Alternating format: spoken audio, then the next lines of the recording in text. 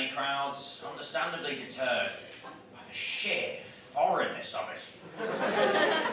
But it's okay, because I sound white.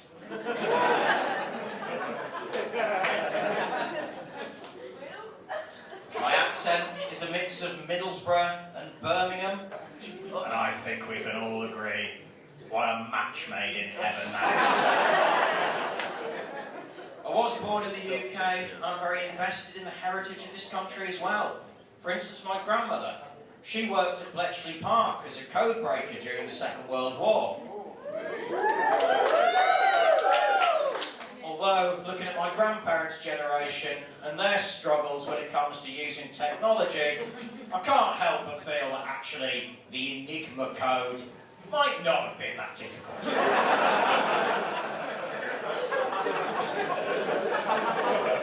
Just go into settings. Let decode. So I was born in the UK, I grew up in Middlesbrough, so I might actually have been better off in the third world. Has anyone here been to Middlesbrough? What the fuck? How would you describe it? There's the point. No one ever needs a lifeline on that question. Sometimes you can't even ask the question, you just say the word Middlesbrough, and someone in the audience prematurely ejaculates. Because for those of you who haven't been, Middlesbrough is the sort of town that has more Wetherspoons than completed GCSEs. Now, it's actually been a pretty good year for me in comedy, because before the pandemic, from gigging, I was making about £100 a year? Gross. Net, I was making a substantial loss travelling to all the gigs. So, arguably, over the past year, me as a comedy business has actually profited significantly from the complete shutdown of the comedy business.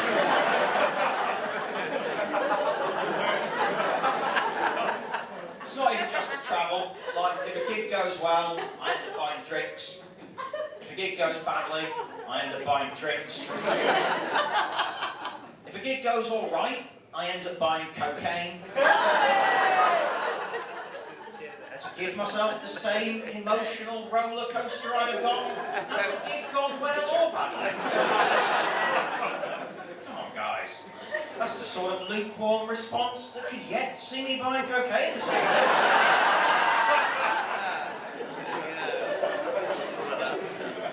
Now, as you probably noticed by this point, I am an entry-level, non-white person. Entry-level? Now, this means that I'm quite ethnically versatile when it comes to filling diversity quotas on comedy show lineups. Because to look at me, I can tick any of the boxes, you know. It could be anything, from a hard-working Indian to a lazy Southern European.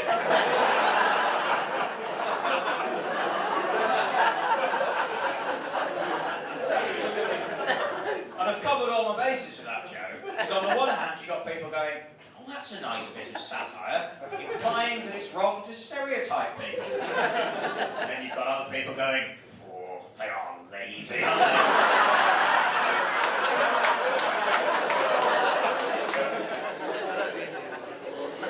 I don't just want to fill diversity quotas for my whole career, though. As a comedian, I am always looking to improve. And I think one of the potential weaknesses in my act is that it doesn't appeal enough to older people. You know, I made fun of old people in that Enigma code bit. You remember that? It was pretty top drawer stuff. So I thought, how can I do material that older people can better relate to? So I've decided to do a bit about debilitating medical problems. Because recently, at the ripe old age of 27, I've been put on a regime of medication for a stomach problem, where I have to take 8 pills a day, and if I don't, I might spontaneously vomit and shit myself. And a female friend asked me why I took 8 pills a day, and I told her, and she went, ugh. Which I thought was pretty harsh. Oh, I'm sorry I don't have a more attractive, crippling medical condition. What are you possibly expecting? Oh, Sachin, why'd you take 8 pills a day? Well, it's a rare medical condition whereby my tongue vibrates.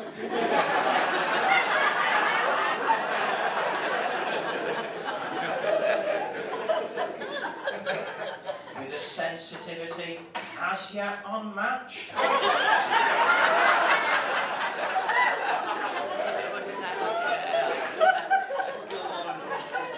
I did actually get a girlfriend recently.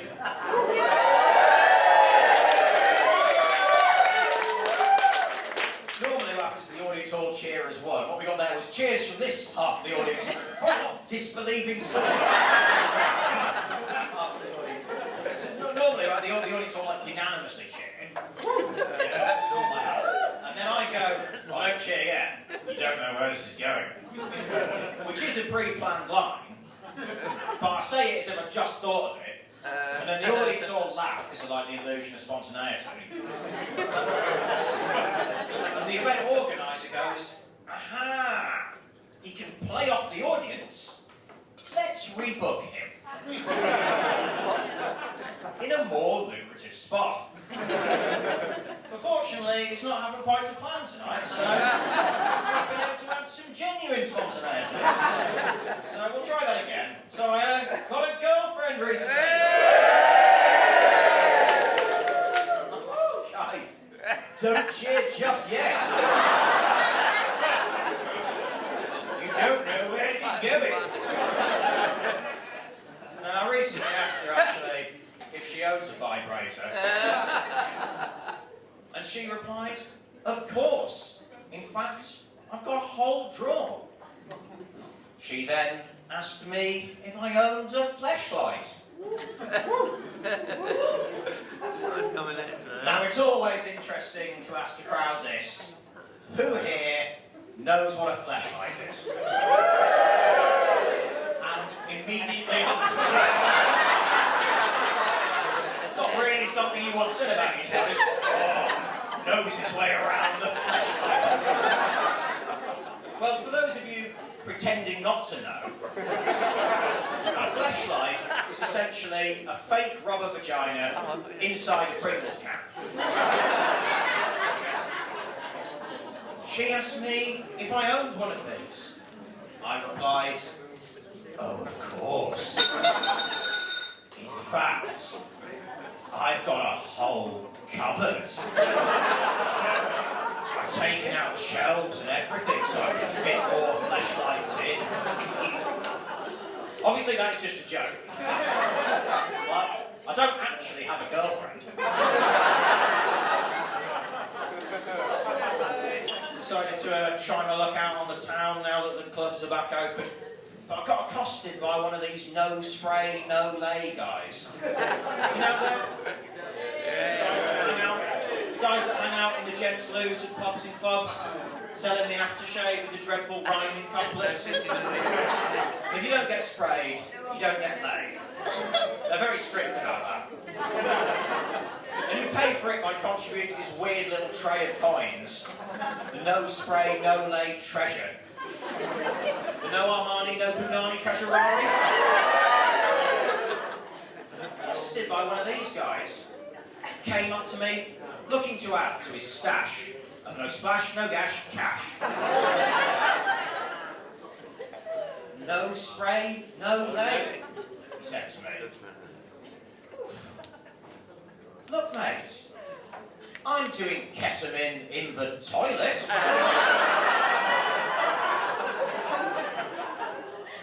Of the Weatherspoons. At this point, I think it's fair to assume that no lay is a foregone conclusion.